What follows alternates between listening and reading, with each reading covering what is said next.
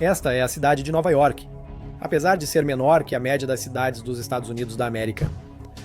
2,6% da população do país vive aqui, ou seja, 8,8 milhões de pessoas. É a cidade mais populosa dos Estados Unidos da América, com mais do que o dobro de habitantes de Los Angeles. Isso significa, é claro, que primeiro, é extremamente lotada. E se você não acredita em mim, vá conferir quanto custa um apartamento de um quarto por lá. E segundo, é extremamente poderosa. A cidade tem sido assim há muito tempo. Quero dizer, Nova York, ou Nova York para abreviar, tem sido a cidade mais populosa desde 1790, que é basicamente toda a talinha do tempo dos Estados Unidos, além de ser a mais poderosa há cerca de 2 séculos. Mas não foi sempre assim. Para entender como Nova York alcançou e manteve sua dominância, é preciso voltar na história, antes mesmo da fundação dos Estados Unidos. Em 1624, Nova York foi colonizada pela Companhia Holandesa das Índias Ocidentais com permissão do governo. O objetivo era, claro, expandir o império colonial holandês e tudo mais, mas quanto ao motivo de terem escolhido esse local específico? A localização dela oferecia grande potencial. Cidades prósperas costumam ficar próximas a grandes corpos d'água.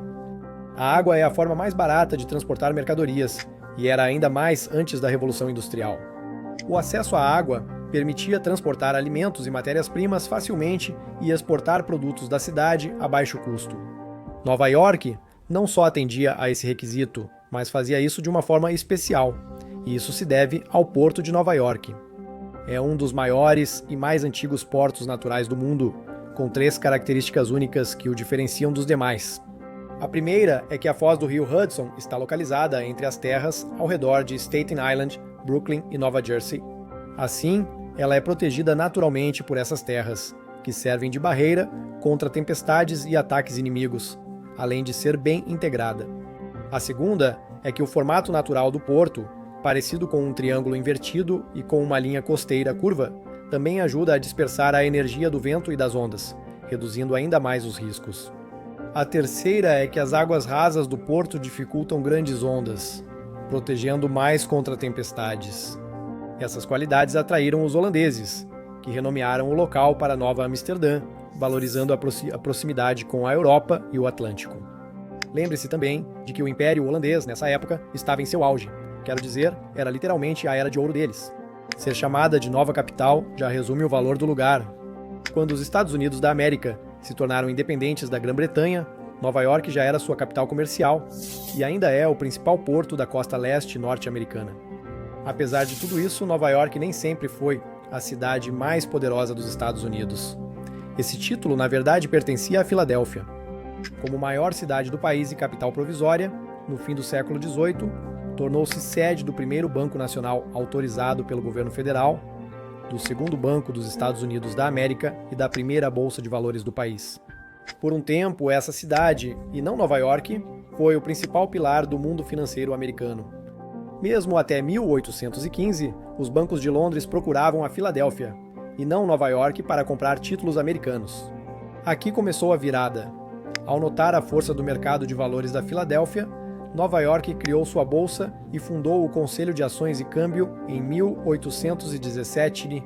Nessa época, Nova York já superava a Filadélfia no comércio, liderando em importações desde 1796 e em exportações desde 1797. Isso fez com que eles se aproximassem em termos de poder, pelo menos até a conclusão do Canal Erie em 1825. Foi quando tudo mudou. Esse canal foi o primeiro a ligar os Grandes Lagos e o rio Mississippi ao Atlântico, desviando o tráfego de Montreal e reduzindo o custo do transporte do leste ao oeste em até 90%. Isso deu à cidade um grande impulso econômico imediato, tornando-a muito rica. Filadélfia nunca mais chegou perto disso. Nova York não era apenas um local central para os comerciantes europeus, mas seus portos eram muito mais convenientes do que os da Filadélfia. O rio Hudson, por ser mais profundo, é mais navegável e menos propenso a congelar que o rio Delaware.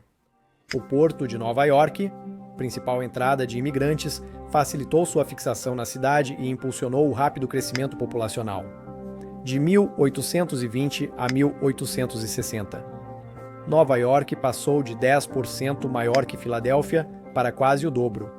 Esses novos imigrantes trouxeram consigo não apenas uma fonte de mão de obra, mas também um espírito mais aventureiro e disposto a correr riscos, em comparação com a natureza mais cautelosa da herança Quaker da Filadélfia. Assim, Nova York rapidamente ganhou fama de cidade inovadora em negócios e espírito empreendedor, impulsionando a economia.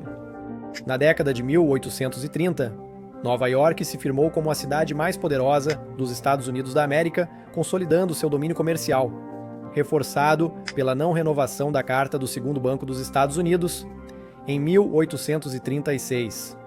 No século XIX, o porto de Nova York movimentava mais cargas e pessoas que todos os outros portos americanos juntos.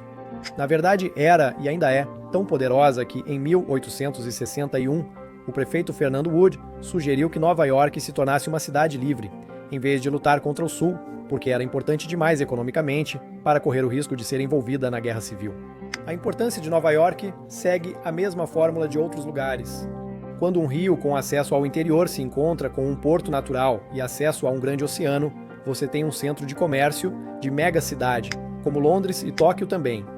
Embora, assim como nessas cidades, é claro que havia mais fatores envolvidos do que apenas isso, mas parece que, geralmente, isso é um pré-requisito. Também existem cidades que são capitais, enquanto Nova York não é. Quer dizer, tecnicamente ela foi a capital por um curto período, de 1785 até 1790, com até mesmo a primeira posse presidencial de George Washington acontecendo lá, mas não dá para dizer que isso impulsionou a cidade de forma incrível. Ela se destacou pelo efeito fundador, sendo uma das colônias originais do país. A cidade de Nova York também tem um terreno bastante diversificado. É principalmente plana, o que facilitou a construção de infraestrutura, como transporte, estradas, esgoto e edifícios. Mas, ao mesmo tempo, há algumas partes que são bastante montanhosas, o que proporciona vistas panorâmicas e melhor circulação de ar. Ela reúne o melhor dos dois mundos em topografia. Tudo isso resultou na cidade de Nova York se tornar a cidade mais poderosa, não só dos Estados Unidos, mas de todo o planeta. Em 1920, mais de 25% das 300 maiores corporações tinham sede aqui.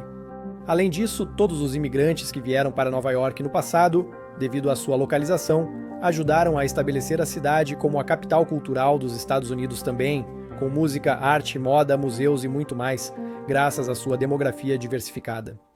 Então, quando você combina o fato de que Nova York não é apenas a capital financeira do mundo, mas também a capital cultural dele, você tem uma população muito grande.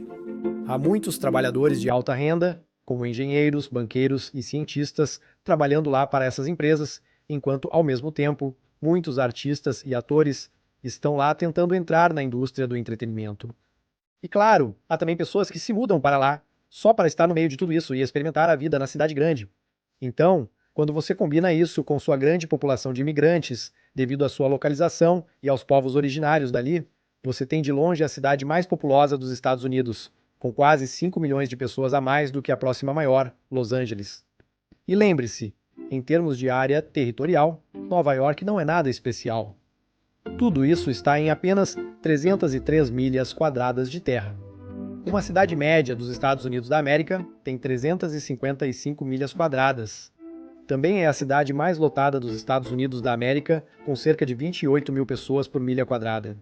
Para comparar, a próxima mais densa, Los Angeles, tem só cerca de 8.500 pessoas por milha quadrada. Se você quer saber por que um apartamento minúsculo custa cerca de $4.000 por mês, é por isso. A demanda para morar lá é absurda.